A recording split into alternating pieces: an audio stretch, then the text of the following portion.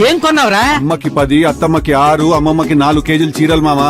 అబ్బో ఇక్కడ కేజీ చీరలు కొంటే అర కేజీ చీరలు ఫ్రీ అంట.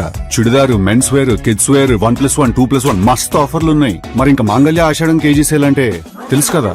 మాంగళ్య షాపింగ్ మాల్ కేజీల్లో సేల్, టన్నుల్లో ఆనందం. నమస్తే, మీరు చూస్తుంది ఐజెప్. నేను మీ కీర్తి. నాతో పాటు వేదిక్ వాస్తు కన్సల్టెంట్ గోరుగుంట్ల వీరాంజనేయులు గారు ఉన్నారు. నమస్తే అండి. నమస్కారం అండి. వీరాంజనేయులు గారు, జనరల్గా మేమైతే లక్షల కోట్లు పెట్టి ప్లాట్లు ఫ్లాట్లు అయితే కొంటాం, కానీ భూమి పూజ చేయాలి లేదంటే వాస్తు చూయించుకోవాలంటే అంత ఎందుకు పెట్టాలి అని అనుకుంటాం. కానీ నిజానికి అదే పునాది ఇంటికి. ఎందుకంటే తర్వాత కూడా మనం ఉండబోయే ఇల్లు రోజుకొకసారి రకం, నెలకొకటి, సంవత్సరానికి ఒకటి కట్టుకోలేం. కాబట్టి దాని మీద మన కాన్సన్ట్రేషన్ ఎక్కువ పెట్టాల్సిందే. అయితే ఈ వీడియోలో నాకేం ఇన్ఫర్మేషన్ కావాలంటే, అసలు భూమి పూజ ఎందుకు చేయాలి, మన వేదాలు ఏం చెప్తున్నాయి, దానికి ప్రొసీజర్ ఏంటి, అసలు ఎందుకు చేస్తాము, చేయకపోతే ఏంటి పరిస్థితి, సైంటిఫిక్గా ఏమంటున్నారు, మన వేదాల్లో కూడా ఏం చెప్పారు, ఈ రెండు క్లబ్ చేసి నేను తెలుసుకోవాలనుకుంటున్నానండి. సో అసలే చేయాలా, కంపల్సరీగా, ఎందుకు చేయాలి? అసలు చాలా అద్భుతమైన క్వశ్చన్ అండి ఇది. ఎందుకంటే చాలా మంది సందేహాలు అండి దీనికి సంబంధించి. అసలు ఎందుకు చేస్తారు అంటే అందరూ తెలుసు శంకుస్థాపన చేయాలి, చేస్తే మంచిది తెలుసు, కానీ ఎందుకు చేయాలని తెలియదు అన్నమాట చాలా వరకు. ఏదో ఇంట్లో దగ్గరలో ఉన్న అయ్యవారినో పూజాగారినో తీసుకొచ్చేసి శంకుస్థాపన చేపించేసి ఏమన్నా స్టార్ట్ చేస్తారు అన్నమాట, మంచి రోజు చూసుకొని. అది దానికి విధానం ఉంటుంది. అది చేసి ఎందుకు చేయాలి కూడా క్వశ్చన్ అనమాట. ఎందుకు చేయాలి చాలా మంది, మీరు అన్నట్టు చాలా మంది తెలియదు అనమాట ఎందుకు చేయాలనేది. దీని కారణం ఏంటంటే మనకేంటంటే, మనకి వేదాల్లో దీని గురించి చాలా ప్రత్యేకంగా, ముఖ్యంగా అథర్వ వేదాల్లో దీని గురించి బాగా వివరించారండి. భూమి శక్తి, భూమిని ఎట్లా వాడాలి, భూమిని ఎలా చూడాలి, ఈ అన్నిటి గురించి అథర్వ వేదంలో ఉందన్నమాట. సో అథర్వ వేదం అనేది మనకి వేదాల్లో ఒక వేదం. సో ఇది మన కొత్తగా పట్టుకొచ్చింది కాదనమాట. సో ఇక్కడ ఏంటంటే మనకి సముద్ర వనసే దేవి పర్వస్తన మండలే విష్ణుపత్ని నమస్తుభ్యం పాదరక్షం క్షమస్య అంటారు. అంటే మనం ఒక ఇంటికి, ఒక స్థలానికి పోయినప్పుడు మన కాలు అక్కడ పెడతాం అనమాట. అమ్మ భూదేవి తల్లి, నేను నీ మీద పాదం మోపుతున్నాను, నన్ను క్షమించండి అని చెప్పేసి వేడుకుంటాను అనమాట. ఫస్ట్ చేసే ప్రార్థన అదనమాట. ఇది చాలా మంది తెలియదు. రెండోది, మరి ఇల్లు కట్టాలంటే అక్కడ ఇల్లు మట్టి తవ్వుతాము, అన్ని డ్యామేజ్ చేస్తాము. సో ఆ డ్యామేజ్ చేసేది మట్టి తవ్వుతే గొంతులు, అంటే మన ఒంటికి ఎవరైనా వచ్చి ఇలా పొడిస్తే మనకి నొప్పేస్తుంది కదా, అట్లా మరి భూదేవి కూడా నొప్పేస్తుంది. ఎందుకంటే భూదేవి అంటే విష్ణుమూర్తి భార్య.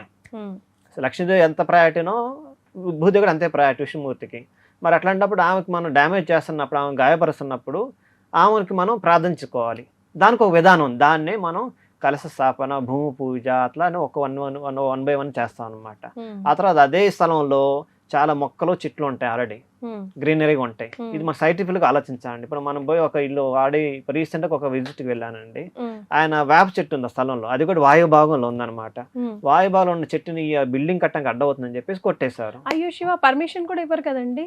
అది ఇప్పుడు ఈ కాలంలో మనకి ఎట్లా ఉంటుందంటే, మనం మాట్లాడకూడదు, మరే అది కొన్ని తీసేయబడింది. కానీ వేప చెట్టు ఉంటే మనం అసలు ఇంకా ల్యాండ్ కి ఇంకా ఎక్కువ ప్రిఫరెన్స్ ఇస్తాం కదండి. కాకపోతే అది కొంచెం బిల్డింగ్ లోపలికి వచ్చింది అనమాట. దాని నుండి ఇబ్బంది లేదు, బోర్డర్ లో అంటే లోపలికి వస్తుందంటే మనకి మరి అక్కడ స్పేస్ క్రియేట్ అవుతుంది అనమాట. మరి కొనేటప్పుడే చూసుకోవాలి కదండి. సో అది మన కొన్ని ఎక్సెప్షన్ కేసెస్ లో మనం దాన్ని తీయాల్సి వస్తుంది తప్పదు. సో మీరు వాళ్ళకి ఏమన్నా ఆల్టర్నేట్ చెప్పారా? వాళ్ళకి ఏం చెప్పానంటే, వేప చెట్టు కొట్టేస్తే, వేప చెట్టు ఏ చెట్టు కొట్టేసినా 6 నెలలు మినిమం ఆగాలన్నమాట. ఎందుకంటే పచ్చదనాన్ని మనం హాని చేస్తున్నాం, ప్రకృతికి మనం హాని చేస్తున్నాం. అక్కడ దుఃఖించబడింది అనమాట. అంటే నెగిటివ్ ఎనర్జీ క్రియేట్ అయ్యింది. అది రూల్ అండి, ఎక్కడైనా రూలేనండి. అది మన వేదాల్లో ఉంది, అది ఖచ్చితంగా ఉందండి. ఇప్పుడు వేప చెట్టు అంటే ముఖ్యంగా మహాలక్ష్మితో సంభవం. మరి ఆ చెట్టు మీద ఎన్నో పక్షులు ఉంటాయి, ఎన్నో జీవజాలం ఉంటాయి అనమాట. వాటన్నిటికి ఆవాసం మనం తీసేసాము. సో మరి వాళ్ళకి ఏంటంటే, ఇప్పుడు ఫస్ట్ ఆఫ్ ఆల్ 6 months వరకే కట్టడానికి వీలు లేదు. కొంతమంది ఇప్పుడు శ్రావణ మాసం వస్తుంది, సో పూజలు అవి చేసుకోవాలి, మొదలు పెట్టాలని అనుకుంటారు కదా. మరి ఏంటి వాళ్ళ ఆల్టర్నేట్ ఏంటి? వీళ్ళకి ఏంటంటే కొన్ని హోమాలు మనకి వేదాలు చెప్పడ్డాయండి. ఆ హోమాలు, ఆ పూజలు మనం నిష్టగా చేయాలి. మళ్ళీ ఏదో మొక్కుబడికి కాదు, మంచి బాగా సబ్జెక్ట్ నాలెడ్జ్ ఉన్న వాళ్ళని, వేద పండితులు ముఖ్యంగా. అంటే మీరు ఇప్పుడు చెప్పిన దాన్ని బట్టి చూస్తుంటే అది హత్య కిందే వస్తుంది, ప్లస్ ఆర్ మైనస్. ఖచ్చితంగా ఒక మనిషి చేసినా గానీ, ఒక చెట్టు చేసినా గానీ అది దాని జీవం పోయినట్టే కదండి. మరి ఆ ప్లేస్ లో ఆ జీవం పోయినప్పుడు మళ్ళీ జీవాన్ని బిల్డ్ చేయాలి. మనం బిల్డ్ చేయడం మనకు హిందువులుగా, ముఖ్యంగా మన భారతదేశంలో ఒక మంచి సంస్కృతి ఏమిచ్చండి మన వేదాలు, మన పెద్దలు, మన మునులు వేదాలను క్రియేట్ చేయబడ్డాయి. ఆ వేదాల్లో ఒక ఇన్యాక్టివ్ దాన్ని యాక్టివేట్ ఎలా చేయాలని దానికి పరిష్కార మార్గాలు ఉన్నాయన్నమాట. ఓకే. సో దానికి సరైన విధానం, పూజా విధానం చేయాలి, మంచి వేద పండితులు తీసుకొని వచ్చి వాళ్ళ చేత హోమాలు చేయించుకోవాలి, మంచి పూజలు చేయించుకుంటే మళ్ళీ ఏదైతే ఇన్యాక్టివ్ అవుతుందో యాక్టివ్ అయిపోతుంది అనమాట స్థలం అనేది, ఆ స్థలం కానీ ఆ ప్లేస్ కానీ. కానీ చాలా మందికి ఇన్ఫర్మేషన్ తెలియక ఒకవేళ ఆల్రెడీ కట్టేసి ఉంటుంటారు అట్లాగే చేసి, అలాంటి వాళ్ళకి ఎలాంటి ప్రాబ్లమ్స్ వస్తాయి అంటే ఓహో నిజమేనా, మేబీ నాకు ఇట్లా జరుగుతుంది అందుకేనేమో నాకు తెలియకుండా అలా చేశానే అని, అలాంటి వాళ్ళకి ఎలాంటి ప్రాబ్లమ్స్ వాళ్ళు ఫేస్ చేస్తుంటారు, వాళ్ళకి ఏంటి రెమెడీస్? వాళ్ళకి ఏంటంటే ఇట్లాంటి ఇళ్ళకి ఇట్లాంటి ఏమి చేయకుండా సరైన విధి విధానం లేకుండా వెళ్ళి శంకుస్థాపన చేసుకుని ఇల్లు కట్టుకొని ఉంటారు. ఇనిషియల్ గా 1 or 2 years బాగానే ఉంటుందండి. అసలు చెట్లేంటి కొంతమంది పుట్టలు కూడా ఉంటే పుట్టలను కూడా ఇది చేస్తూ ఉంటారు, డిస్మెంటల్ చేస్తూ ఉంటారు. అవును, ఎందుకంటే మొత్తం స్థలాన్ని మొత్తం క్లీన్ చేయాలి. అంటే ఒక శాస్త్రంలో ఉంది అసలు, దాని కూడా మనం ఒకటి మాట్లాడకపోతున్నాం. ఏం చేయాలి, స్థలం వస్తే ఏం చేయాలి కూడా మన దగ్గర ఉందన్నమాట ప్రాసెస్. ఆ ప్రాసెస్ లో ఎన్నో జీవాలని ఎన్నో జంతువుల్ని మనం హాని చేస్తాం, తెలుసు. సో అట్లాంటప్పుడు మళ్ళీ అవన్నీ అక్కడ మనం ఎవరైతే మనం ఒక వ్యక్తిని బాధపడుతున్నాం, మనం ఆ బాధపడే వ్యక్తికి మన దగ్గర పోతే మనకు కూడా నెగిటివ్ ఇంపాక్ట్ మన మీద పడుతుంది. అదేవిధంగా మరి ఒక స్థలంలో ఒక చెట్ల దగ్గర ఉన్న పొట్ల దగ్గర ఎన్నో జీవాలు ఎన్నో ఉంటాయి, అవన్నీ వాటి ఆవాసం కోల్పోతాయి కదండి. ఆ ఇంపాక్ట్ అక్కడ ఉంటుంది ఖచ్చితంగా, నెగిటివ్ ఇంపాక్ట్ అనేది. అందుకని స్థల శుద్ధి అనేది చాలా చాలా ఇంపార్టెంట్ మన ఇల్లు కట్టే ముందల. స్థల శుద్ధిలో అంటే మళ్ళీ సెల్లే ఉంటుంది. సెల్లాలంటే మనకు ఆ స్థలాలు ఏమున్నాయో కూడా తెలుసుకోవాలి. అంటే ఎముకలు ఉన్నాయా, మెటల్ ఐటమ్స్ ఉన్నాయా, లేకపోతే ఏదన్నా జంతువులు. ఎందుకంటే స్థలాలంటే పూర్వకాలం ఇప్పటి నుంచి ఎప్పుడో ఏదో జంతువులు చనిపోయి ఉంటాయి, దాని మీద మట్టి పడవచ్చు, అవన్నీ ఎప్పుడు భూమిలో ఉంటాయి అనమాట, మనకు తెలియదు. ఎంటుకలు ఉండొచ్చు, కొన్ని గోల్డ్ ఉండొచ్చు, ఇవన్నీ ఏంటంటే నెగిటివ్ ఎనర్జీ, మన ఇంటికి కాదు దేనికి పనికి రాదు అట్లాంటి. సో శల్య శుద్ధి అంటారు అనమాట, శల్య శుద్ధి చేసుకోవాలి. ఇవన్నీ చేసుకున్న తర్వాత నెక్స్ట్ లెవెల్కి వెళ్ళాలండి. అప్పుడు మరి మీరు అన్నట్టు కొంతమంది ఆడి కట్టుకున్నారు, ఇప్పుడు మరి ఎట్లా అండి వాళ్ళకి తెలియక చాలా మంది తెలియక చేసేది అనమాట, ఇవన్నీ తెలిసి చేయరు ఎవరు కూడా. అట్లాంటి వాళ్ళకి ఎట్లాంటి ఫలితాలు కలిగిస్తాయి అంటే ఇట్లాంటి విషయాల్లో ముఖ్యంగా ఏంటంటే వాళ్ళకి హెల్త్ రిలేటెడ్ ఇష్యూస్ వస్తాయి అన్నమాట. ఇల్లు కట్టుకొని అది ఫుల్ అమౌంట్ క్యాష్ కట్టుకున్నా లేకపోతే లోన్ తీసుకున్నా కదా అంటే నెక్స్ట్ లెవెల్ పోదు అనమాట. ఆరోగ్యంగా ఏంటంటే ముందర వృద్ధి చెందదు, అప్పుడు దాకా ఒక ఫ్లో ఉన్నది కాస్త సడన్ గా ఏదో ఒక మనకి బ్రేక్ పడినట్టు అయిపోయి అక్కడి నుంచి ముందరదు వచ్చినా కానీ హార్డ్ గా ఎఫర్ట్స్ పెట్టాలన్నమాట. అత్యంత బాగా కష్టపడితే కానీ ఆ ఫ్లో అనేది కంటిన్యూ అవుతుంది అనమాట. ఇది రెండు అండి, ఒకటి ఆరోగ్యపరంగా, రెండోది లక్ష్మీదేవి పరంగా. సో ఏదైతే మనకి డబ్బు ఏదైతే వస్తుందో మనీ ఫ్లో అనేది చాలా స్లో అవుతుంది. ఇంకేస్ ఆ స్లోనెస్ కూడా బాగా ఎఫర్ట్స్ పెడితేనే అక్కడ దాకా వస్తుంది కనీసం. ఈ రెండింటితో వాళ్ళు గమనించుకోవచ్చు అండి, వాళ్ళు ఏ ఇంట్లో ఉంటున్నారు, ఆ ఇంట్లో ఎట్లాంటి దోషం తెలిసిపోతుంది అనమాట. సో ఇప్పుడు ఆల్రెడీ కట్టేసిన వాళ్ళకి మరి ఏదైనా రెమెడీ సూచించగలరా? వాళ్ళు ఒకసారి వాళ్ళ ఇల్లును ఒకసారి చూసేసి వాస్తు దోషాలు ఏమన్నాయి ఫస్ట్ చూసుకోండి. మనం వాస్తు దోషాలంటే వాస్తు దోషాలని మనం మినిమం దాన్ని కొంచెం కరెక్ట్ చేసుకోవాలి. అంటే ఏదో నేను లక్షల కొద్ది డబ్బులు పెట్టమన్నట్లా చిన్న చిన్న 100,000తోనే అయిపోయే విషయాలు అన్నమాట, 1000 కూడా కనుక 100లతోనే అయిపోయే విషయాలు అనమాట. అంటే వేద వాస్తులో మనకి ఏం చెప్పారంటే ఒక బిల్డింగ్ పడగొట్టమని అదిగొట్టమని ఏం చెప్పారంటే ఉన్న దాంట్లో జీవాన్ని ఎలా పెంచాలి, ప్రాస్పరిటీ ఎలా ఇంక్రీజ్ చేయాలి, పాజిటివ్ ఎనర్జీ ఎలా పుష్ చేయాలి, ఇదే చెప్పబడింది అనమాట. ఆ దానికి మనకి ఏదో లక్షల కొద్ది డబ్బులు ఖర్చు అక్కర్లేదు, చిన్న చిన్న టూల్స్ వాడితే సరిపోతుంది. ఇది కాకుండా ఒక ఆధ్యాత్మికంగా చూసుకుంటే మంచి నిష్ణాతులైన వేద పండితుల చేత పూజలు హోమాలు ఇవి చేసుకోగలిగితే ఏంటంటే మనకు ఆ బిల్డ్ అవుతుంది అనమాట. నెగిటివ్ ఎనర్జీ పోయి పాజిటివ్ ఎనర్జీ బిల్డ్ అవుతుంది. ఎందుకంటే మన ఇంట్లో హోమం జరిగింది అనుకోండి, ఆ హోమ అగ్నిహాతుల నుంచి మనకి ఎంతో పాజిటివ్ ఎనర్జీ వస్తుంది అనమాట. ఎందుకంటే ఆవునే చేస్తాం, మంత్రఘోష జరుగుతూ ఉండేది. ఆ మంత్రఘోష చేసినప్పుడు ఏంటంటే పాజిటివ్ మీరు కూర్చొని మీరు తెలుస్తుంది అనమాట, వైబ్రేషన్ డమ్ డమ్ డమ్ అని. మనకు డిటిఎస్ థియేటర్లో కూర్చుంటే బాస్ తగిలి ఎట్లా మనకు సౌండ్ వస్తుంది ఒకసారి, అదే మాదిరి తెలుస్తుంది అనమాట. ఆ ఎనర్జీ చేయించుకుంటే అట్లాగే ఉంటుంది. ఆ ఇల్లు మనకి ఎట్లా ఏగిస్తుంది అంటే నెక్స్ట్ మల్టిపుల్ ఫోల్డ్స్ అయిపోతుంది అభివృద్ధి అనేది. సో ఇది ఎవరైతే తెలిసి మిస్టేక్ చేసినప్పుడు ఇవి ఖచ్చితంగా పాటిస్తే ఖచ్చితంగా అనుకూలిస్తుందండి. నేను కొన్ని చోట్ల చూసానండి, ముత్యం, పగడం, బంగారం, కోరల్ అవన్నీ వేస్తూ ఉంటారు భూమి పూజ రోజు. ఎందుకనండి, దానికి ఏదైనా రీజన్ ఉందా? దానికి ఏంటంటే నవధాన్యాలు అంటారండి, నవధాన్యాలు వేస్తారు. నవధాన్యాలు వేస్తారు. నవధాన్యాలతో పాటు ఇవి ఏవైతే మీరు అన్నట్టు 9 రకాలు వేస్తారు ముత్యాలు, అవన్నీ వేస్తే గుడికి కూడా అంతే. గుడికి శంకుస్థాపన చేసి అక్కడ వేస్తాం, ధ్వజస్తంభాలు వేస్తారు అనమాట. అవి ధ్వజస్తంభాలు వేస్తున్నారు కాబట్టి మన ఇళ్ళ కూడా వేస్తున్నాం అనమాట. శంకు అంటారన్నమాట. శంకు అంటే మనం ఎక్కడైతే మనం బ్రహ్మస్థానంలో కానీ లేకపోతే ఈశాన్యంలో కానీ ఫస్ట్ గొంత తవ్వుతాం, ఈశాన్యం తవ్వుతాం అనమాట. అక్కడ శంకు అనేది పెట్టేసి దాని కింద ఏదైతే డబ్బులు కానీ నగలు బంగారాలు ఆభరణాలు ఇవన్నీ వేస్తారు. ఎందుకంటే ఆ శంకుని మనం పూజిస్తున్నాం అనమాట.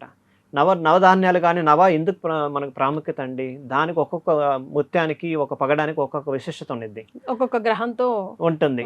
ఆ గ్రహాలన్నీ మన ఇంటి మీద వాస్తుపరంగా అలైన్ అయిపోయి చక్కగా మనకి ఎదిగించాలని చెప్పేసి అది చేస్తాం అనమాట. మన వేదాల్లో అసలు ఏం చెప్పబడింది, అసలు పూజ విధానం ఒకసారి చెప్పండి నాకు. భూమికి సంబంధించి ఏంటంటే మనకి అధర్వ వేదం ఉంది, వేదాలు 4 ఉన్నాయి, దాంట్లో ఒక వేదం అధర్వ వేదం. అధర్వ వేదంలో భూమి సూక్తం అని చెప్పి ఒకటి పడిందండి. అది కూడా మీకు రెఫరెన్స్గా అంటే 12.1 మీరు ఓపెన్ చేసుకుంటే అది దీనికి సంబంధించి ఖచ్చితంగా రాస్తుందండి. ఏమని రాశారంటే మాతా భూమో పుత్రో హృదాత్వే అంటారు. అంటే భూమి మనకి తల్లితో సమానం, మనం అందరూ ఆ తల్లి యొక్క బిడ్డలు అని చెప్పేసి చెప్పడింది అనమాట. మరి మన భూమికి ఒక పూజ చేసినప్పుడు భూమిలో కన్స్ట్రక్షన్ చేసే ముందర మరి మన తల్లికి మనం పూజించుకోవాలి కదండి. అందుకని ఏంటంటే దానికి 4 పారామీటర్స్ ఉన్నాయి మెయిన్ చేసిన. ఒకటి ఏంటంటే మనకి మాయామతం శాస్త్రంలో చెప్పారు, తర్వాత మనసార శాస్త్రం చెప్పారు, విశ్వకర్మ ప్రకాశ గంధాలని చెప్పేసి ఉంది. ఇవన్నీ 4 కూడా కోర్ పిల్లర్స్ అనమాట వాస్తుకు సంబంధించి. పూర్వకాలం ఇప్పుడు యాన్సెస్టర్స్ బుక్స్ అనమాట. వీటిలో చెప్పాల్సింది 4 చెప్పాడు. ఫస్ట్ ఏంటంటే స్థల ఎంపిక. ఆ స్థలం ఏమంటే స్క్వేర్ షేప్ కానీ రెక్టాంగిల్ షేప్ కానీ ఉండాలి ముఖ్యంగా, దానికి వాస్తు కలుస్తుంది. ఆ తర్వాత మట్టి పరిశీలన, ఎట్లాంటి మట్టి ఉంది సాయిల్. ఇప్పుడు మనం సాయిల్ టెస్టింగ్ అని చెప్పి G+20 G+5 కట్టే వాళ్ళందరూ సాయిల్ టెస్టింగ్ చేయించుకున్నారు. అంటే మన పిల్లర్స్ ఎంత లోతుకి వేయాలి, ఎంత లోతుకి వేస్తే బిల్డింగ్ స్ట్రాంగ్ ఉంటుంది అనేది ఇప్పుడు చేస్తున్నారు. అది వాస్తువులు ఎప్పుడో పూర్వకాలంలో చెప్పబడ్డారు అనమాట. అంటే మట్టి పరిశీలన చేయాలి. తర్వాత శుభముహూర్తంలో స్టార్ట్ చేసుకోవాలి. మనకి ఏదో వీకెండ్ కుదిరింది కదా లేకపోతే ఎవరో చెప్పారని కాదు, మన జాతకం ప్రకారం మన నక్షత్ర ప్రకారం ముహూర్తం అనుకూలంగా ఉందా లేదా చూసుకోవాలి. ఆ తర్వాత దిక్పరిశీలన, ఇది ముఖ్యం అనమాట. దిక్పరిశీలన అంటే మన ఇల్లు ఏ దిక్కుగా ఉంది, తూర్పు ఉత్తరం పశ్చిమ దక్షిణం ఉందా, ఆ తర్వాత విదిక్కులు ఎలా ఉన్నాయి, ఈశాన్య నైరుతి ఇవన్నీ ఎలా ఉన్నాయి, ఇవన్నీ చాలా ఇంపార్టెంట్ అనమాట. తర్వాత నిర్మాణ క్రమం, అంటే ఎలా ఎక్కడి నుంచి స్టార్ట్ చేస్తే ఎక్కడ దాకా తీసుకుపోతాం నిర్మాణం బిల్డింగ్ అనేది. ఈ 4 or 5 ఇంపార్టెంట్ ప్రిన్సిపల్స్ మనం ఖచ్చితంగా ప్రతి ఏరియాలో ప్రతి చోట మనం పాటించాల్సి వస్తుంది అనమాట. ఎందుకంటే ఇట్లాంటి వాటికి ఏంటంటే ఇల్లు ఇవన్నీ పాటిస్తే ఆ నిర్మాణం అనేది చాలా మంది మీరు చూసే ఉండొచ్చు, మీ ఇల్లు కట్టాం సగం ఆపేసాము, డబ్బులు అందలేదు, లేకపోతే పనులు రావట్లేదు, మేస్త్రి దొరకట్లేదు, ఇవి లేకపోతే కబోర్డ్ స్టార్ట్ చేసామంటే 6 నెలలు ఇంకా కబోర్డ్ వర్క్ జరగలేదు, ఈ లేట్ అవుతా ఉంటాయి ప్రాసెస్. కారణం ఏంటంటే ఈ ప్రాపర్ వేలో వెళ్ళబోవటం అనమాట. సో దానికి భూమి పూజ గారు మీరు అడిగారు ఏం క్రమం చేయాలని చెప్పేసి ఏంటంటే ఫస్ట్ ఏంటంటే స్థల పరిశుభ్రత చేయాలి. మేము ఇంత మొదలుగా కూడా చెప్పినట్టు స్థల పరిశుభ్రత చేయాలి. తర్వాత ఆ భూమిలో ఎట్లా ఇటువైపు పల్లంగా ఉంది, ఇటువైపు హైట్ ఉంది. సపోజ్ మన ఈశాన్యం హైట్ ఉండి నైరుతి పల్లంగా ఉంది అనుకోండి, ఆ స్థలం మనకు అనుకూలించదు, ఖచ్చితంగా కొనకూడదు కూడా. ఇన్ కేసు ఉంటే ఏం చేయాలి, ఎప్పుడో మన పూర్వీకులు ఇచ్చారు, మనం కట్టాల్సింది, మనకు వేరే ఆప్షన్ లేదు. అట్లాంటప్పుడు ఏంటంటే వాస్తుపరంగా ఎలా చేసుకోవాలి దాన్ని. ఆ తర్వాత గణపతి పూజ చేయాలండి. ఆ తర్వాత పుణ్యాహవచనం చేయాలి. ఆ తర్వాత సంకల్పం తీసుకోవాలి, భగవంతుడు అమ్మ భూదేవి అని మన ఇష్టదాయం కులదైవంతో కలిపి మేము ఈ మహత్తర కార్యక్రమం చుట్టి, అందుకని మనం ఇల్లు కట్టుకుంటే తరతరాలు ఉండే ఇల్లు అనమాట. సో ఈ మహోత్తర కార్యక్రమం పెట్టుకున్నాము, మాకు ఇల్లు చక్కగా విజయవంతంగా తొందరగా ముగించి ఇంట్లో మాకు అన్ని అనుకూలించాలని చెప్పేసి సంకల్పం తీసుకోవాలి. ఆ తర్వాత కలశ స్థాపన, మీరు శంకుస్థాపన చేసినప్పుడు కలశ స్థాపన చేస్తాం అనమాట, అది చేస్తాం. ఆ తర్వాత వాస్తు పూజ చేయాలి, ఎందుకంటే వాస్తు మనకి కొన్ని తెలియక మిస్టేక్ చేస్తాం. సో ఆ మిస్టేక్స్ అన్నీ ఉన్నా కానీ వాస్తు పురుష మీరు మమ్మల్ని కాపాడి మా ఇల్లు చక్కగా చేసుకోండి అని చెప్పేసి వాస్తు పూజ చేయాలి. ఆ తర్వాత నవధాన్య న్యాసం, ఇందా మీరు అన్నట్టు నవధాన్యాలతో చేస్తారనమాట, అదొకటి చేయాలి. ఆ తర్వాత మొదటి గుంత తవ్వుతా అప్పుడే, ఈ లోపల అప్పటిదాకా తవ్వకూడదు అనమాట. ఆ తర్వాత నిర్మాణం ప్రారంభం అవుతుంది అనమాట. ఎందుకంటే వాస్తు పురుష మండల ప్రకారం మనకి ఏంటంటే చాలా నిఖితంగా చెప్పబడ్డారు. ఏముందంటే స్థలాన్ని చిత్రసగం కానీ లేకపోతే ఒక గ్రిడ్గా భావించాలన్నమాట. దాంట్లో ఏ స్థానంలో ఏ దేవుడు ఉంటారు, ఎవరు అధిపతి అనేది క్లియర్గా రాస్తుంది అనమాట. దాని ప్రకారం మనం ఇల్లు కట్టుకోవాలన్నమాట. సో 1వ స్థానం 3వ స్థానంలో అట్లా 81 స్థానాలు ఉంటాయి ఒక స్థలానికి. అది చిన్న స్థలం ఎంత పెద్ద 81 స్థానాలు ఉంటాయి. 80 స్థానాలు ఎక్కడ ఏముండాలి అనేది వాస్తు పురుష మండల ప్రకారం మనం కట్టుకోగలిగితే ఆ ఇల్లు తొందరగా పూర్తవుతుంది, ఆ ఇంట్లో వచ్చే వాళ్ళకి కూడా బాగా యోగిస్తుంది అనమాట, బాగా అభివృద్ధి చెందుతారు అన్నమాట. సో డెఫినెట్గా మనం భూమి పూజ అయితే చేసుకోవాలి. చేసుకునే విధి విధానాలు ఏంటి, ఎందుకు చేసుకోవాలి, మన వేదాలు ఏం చెప్పబడ్డాయి, సైంటిఫిక్గా మనకు అది ఎందుకు మనం చేస్తాము అన్నది అంత ఇన్ఫర్మేషన్ మీకు ఈ వీడియో ద్వారా దొరికిందండి. లక్షల కోట్లు పెట్టి కొన్నిసార్లు మనం ఇల్లు కట్టుకుంటాం, బట్ డెఫినెట్గా వాస్తు చూయించుకొని మనం ఇల్లు కట్టుకున్నట్టయితే కనుక లైఫ్ లాంగ్ మనం ఎక్కువ సమయం మన తర్వాత మన పిల్లలు వాళ్ళ పిల్లలు కూడా ఉండే స్థలం కాబట్టి చాలా జాగ్రత్తగా ఉండాల్సిన అవసరం అయితే ఎంతగానో ఉంది. Right, thank you so much అండి. ధన్యవాదాలు. And for more videos, Please subscribe to iDream. Please subscribe to iDream. Please subscribe iDream. And please subscribe to iDream. For more videos, subscribe to iDream. please like, share and subscribe to the channel. Congratulations, iDream. Subscribe to iDream. Subscribe to iDream. So subscribe to iDream Media. iDream కి iDream team అందరికి huge congratulations. Please subscribe iDream Media. Please subscribe to iDream. Subscribe iDream. Please subscribe to iDream. I dream అంటే నా కళల ఛానల్ను subscribe చేసుకున్న నోరు తిరుగుతలేదు. మీరైతే గంట గుర్తు కొట్టండి. For more such videos, please subscribe to iDream.